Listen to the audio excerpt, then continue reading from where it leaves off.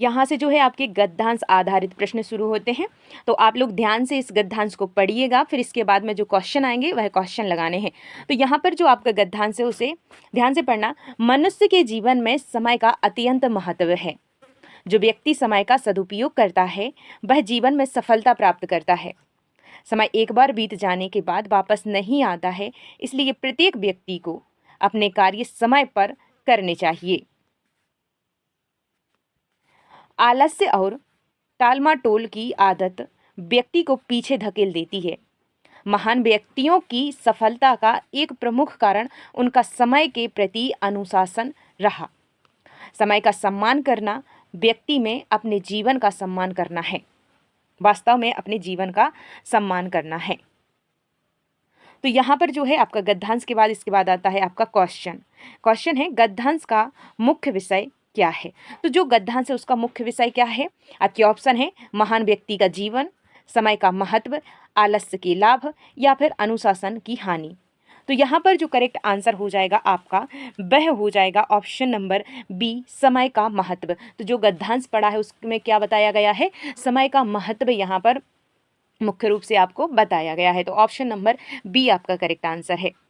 और उसी गद्यांश में एक और क्वेश्चन है, सफलता प्राप्त करने के लिए क्या आवश्यक बताया गया है। तो सफलता प्राप्त करने के लिए क्या आवश्यक बताया गया है। तो यहाँ पर जो राइट आंसर होगा वह क्या है, धन है या शक्ति है या समय का सदुपयोग है या भाग्य है। तो यहाँ पर जो गद्यांश पढ़ने से हमें क्या प्राप्त हुआ है, समय का सदुपयोग जो है इसका करेक्ट आंसर हो जाएगा। तो नेक्स्ट जो दूसरा गद्यांश हम पढ़ेंगे, गद्यांश है पुस्तकें मनुष्य की सबसे अच्छी मित्र मानी जाती हैं। वे हमें ज्ञान प्रदान करती हैं, हमारे विचारों को व्यापक बनाती हैं तथा जीवन में सही दिशा दिखाती हैं। एक अच्छी पुस्तक न केवल मनोरंजन करती है बल्कि व्यक्ति के चरित्र का निर्माण भी महत्वपूर्ण भूमिका निभाती है। आज के डिजिटल युग में भी पुस्तकों का महत्व कम नहीं हुआ है। जो व्यक्ति नियमित रूप से अध्ययन करता है उसका व्यक्तित्व अधिक प्रभावशाली और संतुलित बनता है। इस गद्यांश के बाद अब आता है आपका क्वेश्चन, गद्यांश के अनुसार पुस्तकों का सबसे महत्वपूर्ण कार्य क्या है। तो बताइए। तो यहाँ पर जो आपके ऑप्शन है, केवल मनोरंजन करना, समय व्यतीत करना, ज्ञान प्रदान करना एवं व्यक्तित्व का विकास करना या फिर धन अर्जन करना। तो यहाँ पर जो राइट आंसर है वह हो जाएगा आपका ज्ञान प्रदान करना एवं व्यक्तित्व का विकास करना। ऑप्शन सी जो है आपका यहाँ पर करेक्ट आंसर है। नेक्स्ट क्वेश्चन है उसी गद्यांश से, गद्यांश के लिए सबसे उपयुक्त शीर्षक क्या होगा। जो गद्यांश हमने पढ़ा है उसका शीर्षक हम क्या, सबसे उपयुक्त शीर्षक क्या होगा। आपके ऑप्शन है डिजिटल युग, पुस्तक का महत्व, चरित्र निर्माण या फिर अध्ययन की आदत। तो यहाँ पर जो सबसे उपयुक्त है वह आपको चुनना है। तो यहाँ पर जो है पुस्तकों का महत्व क्या हो जाएगा, पुस्तकों का महत्व ऑप्शन बी आपका यहाँ पर करेक्ट आंसर है। इसके बाद में आपका एक और गद्यांश आता है, आप इसे पढ़िए। भारत के स्वतंत्रता आंदोलन में अनेक ऐसे व्यक्ति हुए जिन्होंने अपने विचार और कार्यों से समाज को नई दिशा दी। इन नेताओं का मानना था कि राजनीतिक स्वतंत्रता तभी सार्थक होगी जब समाज में शिक्षा, समानता, जागरूकता का विकास हो। उन्होंने जनता को संगठित करने, सामाजिक कुरीतियों को दूर करने तथा राष्ट्रीय चेतना जगाने का प्रयास किया। उनके अनुसार राष्ट्र की वास्तविक शक्ति उसकी जागरूकता जनता में निहित होती है, न कि केवल शासन व्यवस्था में।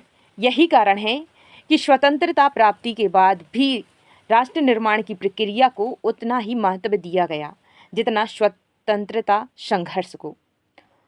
तो यहाँ पर इस गद्यांश को पढ़ने के बाद हम क्वेश्चन लगाएंगे। गद्यांश के अनुसार राष्ट्र की वास्तविक शक्ति किस में निहित मानी गई है। तो आपके ऑप्शन है शासन व्यवस्था में, सैन्य शक्ति में, जागरूक जनता में या फिर आर्थिक संसाधनों में। तो यहाँ पर जो करेक्ट आंसर है ऑप्शन नंबर सी हो जाएगा, जागरूक जनता में। किस में मानी गई है, जागरूक जनता में मानी गई है। नेक्स्ट जो क्वेश्चन है इस गद्यांश के अनुसार, नहीं गद्यांश यहाँ पर पूरे हुए। नेक्स्ट जो क्वेश्चन है, बाल गोविंद भगत में पुत्र की मृत्यु पर भगत का व्यवहार किस दार्शनिक विचारधारा का परिचायक है? तो यहाँ पर आपके ऑप्शन है भौतिकवाद, कर्मवाद, वैराग्य और अध्यात्म या फिर अस्तित्ववाद। तो यहाँ पर जो राइट आंसर होगा ऑप्शन नंबर सी हो जाएगा आपका, वैराग्य और अध्यात्म। क्या हो जाएगा? वैराग्य और अध्यात्म, ऑप्शन सी आपका यहाँ पर करेक्ट आंसर है। नेक्स्ट है, देव के काव्य में प्रकृति वर्णन की सबसे बड़ी विशेषता क्या है? आपके ऑप्शन है वैज्ञानिक दृष्टि, यथार्थवाद, अलंकारिक सौंदर्य एवं बिंब योजना, सामाजिक चेतना। तो यहाँ पर जो करेक्ट आंसर है वह हो जाएगा अलंकारिक सौंदर्य एवं बिंब योजना, ऑप्शन नंबर सी आपका यहाँ पर करेक्ट आंसर है। नेक्स्ट क्वेश्चन है एंड हिंदी का ये लास्ट क्वेश्चन है। आपका क्वेश्चन है, सूरदास के पद में गोपियों द्वारा उद्धव के ज्ञान योग का विरोध मुख्यतः किस आधार पर किया गया है? आपके ऑप्शन है ज्ञान की जटिलता, भक्ति की श्रेष्ठता, उद्धव के अहंकार या फिर कृष्ण की अनुपस्थिति। तो यहाँ पर जो करेक्ट आंसर है वह है भक्ति की श्रेष्ठता। क्या हो जाएगा? भक्ति की श्रेष्ठता, ऑप्शन बी यहाँ पर करेक्ट आंसर है। तो यहाँ पर जो है आपके 20 क्वेश्चन हमने करवाए हैं। इन 20 क्वेश्चंस में से कितने क्वेश्चंस के आंसर आपके सही आए हैं कमेंट करके हमें ज़रूर बताना। और आपको क्लास अगर अच्छी लग रही है तो प्लीज़ लाइक ज़रूर कर देना, चैनल को सब्सक्राइब कर लेना, अपने दोस्तों के साथ में शेयर भी ज़रूर कर देना।